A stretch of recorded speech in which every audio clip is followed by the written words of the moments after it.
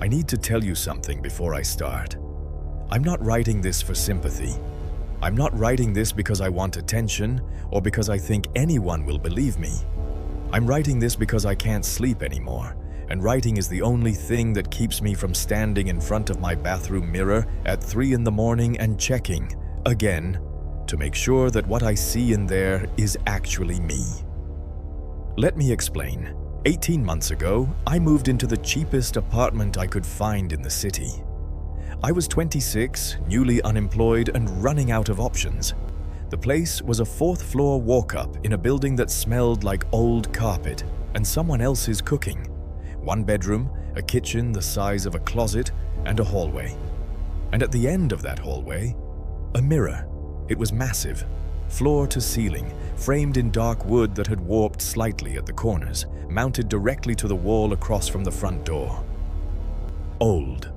The kind of old where you can't quite tell what the frame is made of, where the glass has developed a faint yellow tint at the edges that the light catches in a way that feels wrong.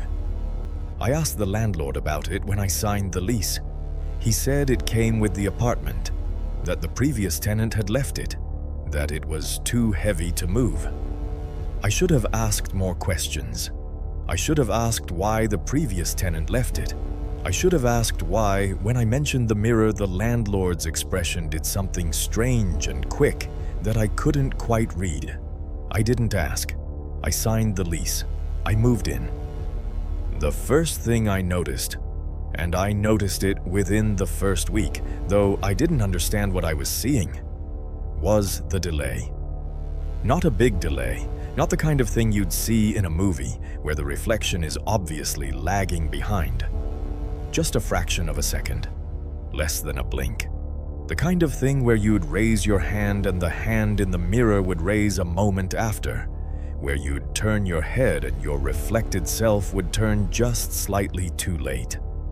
I told myself it was exhaustion, new apartment, new stress, new everything. Your brain plays tricks. Then I noticed the clothes. It was a Tuesday morning. I was getting ready for a job interview, wearing a gray shirt. I remember specifically because I'd ironed it the night before, which I never do, because I was nervous about the interview. I walked past the hallway mirror and stopped because something was off about what I saw. The reflection was wearing blue, not a different shade of gray. Blue. A blue shirt I owned, yes. It was hanging in my wardrobe, but not the one I had on. I stood there for a long time, blinked, looked down at myself, looked back at the mirror. Gray shirt. My reflection in the mirror, wearing gray. I went to the interview. I got the job. I told myself I'd been tired and anxious and my brain had momentarily glitched. I almost believed it. A month later, I started keeping a log. I'm a methodical person. When something doesn't make sense to me, I document it. So I started writing down every time I noticed something wrong with the mirror. Small things. Things a sane person would dismiss.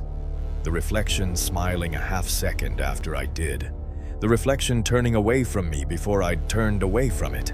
The reflection once, just once, lifting its hand to wave when I hadn't moved at all. That last one I recorded at 11:43 p.m. on a Wednesday in November. I'd been coming home late from work, walked past the mirror, and the reflection waved. Slowly, just the fingers, like it was being careful. I stood in that hallway for 40 minutes, not moving, watching my reflection. It stood perfectly still. It looked exactly like me. It did nothing wrong. It just stood there, head slightly tilted, looking back at me with an expression that was almost mine. After 40 minutes, I went to bed. I didn't sleep. Then came the sounds. Footsteps in my hallway. At night, this is the part that's hardest to explain because I know how it sounds. But they were real. Slow, deliberate footsteps on hardwood floor, moving from the front door toward my bedroom, stopping outside my door. And then, nothing. The first time it happened, I grabbed a knife from the kitchen and checked every room in the apartment. Nothing. No one. Doors locked, Windows locked, nobody. The second time, I set up my phone to record the hallway while I slept. In the morning, I watched the footage. For 4 hours and 22 minutes. Nothing. Just the hallway. The dim light from the street coming through the gap under the front door. The mirror reflecting the opposite wall. Then, at 3:07 a.m., the mirror moved. Not the frame, not the glass, the reflection. The reflection in the mirror, which should have been showing the empty hallway and the opposite wall, showed a figure. My figure. Standing in the hallway. But I was in bed. I checked the timestamp. I was asleep in my bedroom at 3:07 a.m. Whatever was standing in my hallway was standing in the mirror, and it was looking directly at the camera. I didn't leave. I should have left. Every rational part of my brain was screaming at me to leave, but I didn't. Partly because I couldn't afford to break my lease. Partly because I was starting to do what you do when something terrifying becomes part of your daily routine. You normalize it.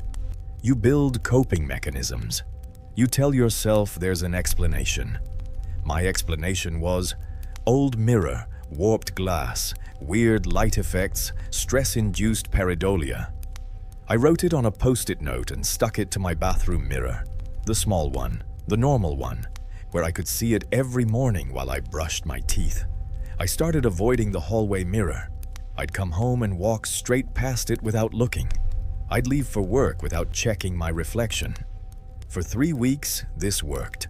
For 3 weeks, the sounds stopped, the wrongness stopped, and I almost convinced myself it was over. Then I woke up in the hallway. I need you to understand what I mean when I say I woke up in the hallway. I don't mean I sleepwalked there. I don't mean I got up in the night, groggy and half-conscious, and wandered out of my bedroom. I mean I went to sleep in my bed. I remember lying down. I remember pulling the blanket up. I remember closing my eyes. And then I became aware of being awake, and I was standing in the hallway. In front of the mirror at 3:09 a.m., according to my phone, which was in my hand for some reason. The apartment was dark. The only light was the faint orange glow from the street outside filtering through the front door. Enough to see the mirror. Enough to see what was in it. My bedroom door was open. Through the mirror's reflection, I could see the foot of my bed. In my bed, under my blanket, someone was sleeping. I could see the shape of them, the rise and fall of breathing, slow and deep and peaceful. Whoever it was, they were asleep. I turned around to look at my bedroom with my own eyes. My bed was empty. I turned back to the mirror. The sleeping figure was still there in the reflection. I stood in my hallway for a very long time, looking at a reflection that showed my bedroom occupied while my real bedroom was empty. And then the figure in the reflection moved. Slowly, it rolled over, the way you do when you're deeply asleep and shifting positions. And it had my face. I called my friend Marcus at 3:30 that morning. He came over. He walked through the entire apartment with me. He sat in my kitchen until sunrise.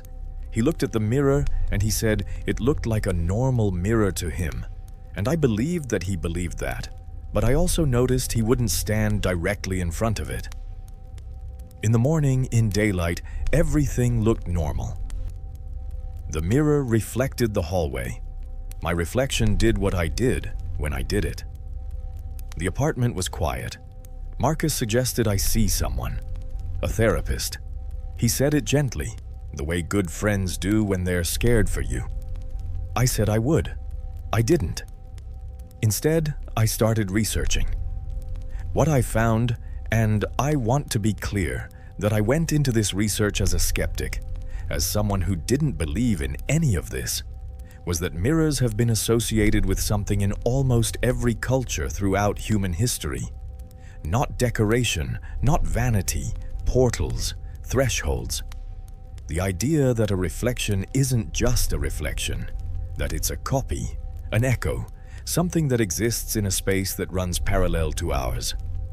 Some traditions believe that mirrors trap the soul, that the reflection has its own awareness, that given enough time, given enough darkness and silence and attention, a reflection can develop something close to autonomy. I found one account, buried in a forum that hadn't been updated since 2019, from a person who described almost exactly what I was experiencing. The delayed smile, the wrong clothes, the footsteps, waking up in front of the mirror. The account ended mid-sentence. The user's profile showed no activity after the post. I set up 4 cameras. One in the hallway facing the mirror, one in my bedroom, one in the kitchen, one at the front door. I ran them continuously for 2 weeks, uploading the footage to cloud storage every morning so I'd have a record that couldn't be erased. Week 1, nothing. Week 2, night 11. The hallway camera showed me walking out of my bedroom at 3:07 a.m., standing in front of the mirror for 23 minutes, and then walking back to bed. The bedroom camera showed me asleep in bed for the entire night, including those 23 minutes. I have both clips. They're time-stamped. They're in the cloud. I've watched them hundreds of times. In the hallway clip, the figure that looks like me stands in front of the mirror and doesn't move for 23 minutes. It just stands there. And at one point, at minute 17, it turns its head slightly to look directly at the camera. That's not the part that scares me most. The part that scares me most is that in the mirror's reflection behind it, you can see the bedroom doorway. And through the bedroom doorway, in the reflected image, you can see the bed. And in the bed, the bedroom camera shows me sleeping. But in the mirror's reflection, the bed appears empty. Whatever was standing in my hallway looking like me was not being reflected in the mirror. Things that don't have reflections. I don't need to tell you what that means. I moved out 4 months ago. I'm in a new place now. Small apartment, different building, different part of the city. No old mirrors, no strange frame. The bathroom mirror is modern and cheap and perfectly, reliably normal. I check it every morning, every night. I check that my reflection moves when I move, smiles when I smile, raises its hand when I raise mine. So far it does, but here's the thing I haven't told anyone. Here's the thing that keeps me awake. The night I moved out, I went back to the old apartment one last time to make sure I hadn't left anything. The new tenants weren't moving in for another week. The place was empty. I went to the hallway. The mirror was still there. It was always going to be there, too heavy to move, the landlord had said. I stood in front of it, and my reflection looked back at me. Normally, correctly, perfectly in sync. But as I turned to leave, I glanced back one last time. My reflection hadn't turned. It was still standing there, facing forward, watching me walk away, with a small smile that I hadn't put there. I left. I didn't look back again. Sometimes I wonder about whoever moved in after me, whether they've noticed the delay yet, whether they've heard the footsteps, whether they've woken up in the hallway yet. I posted about this online about 2 months ago. Someone replied to the thread.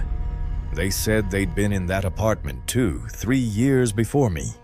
They said the previous tenant before them had left a note inside the bathroom cabinet. The note said, "Don't look at it directly. Don't let it know you see it. And whatever you do, don't fall asleep in front of it." I found that note. In my first week there, I thought it was a joke left by some previous weirdo. I threw it away.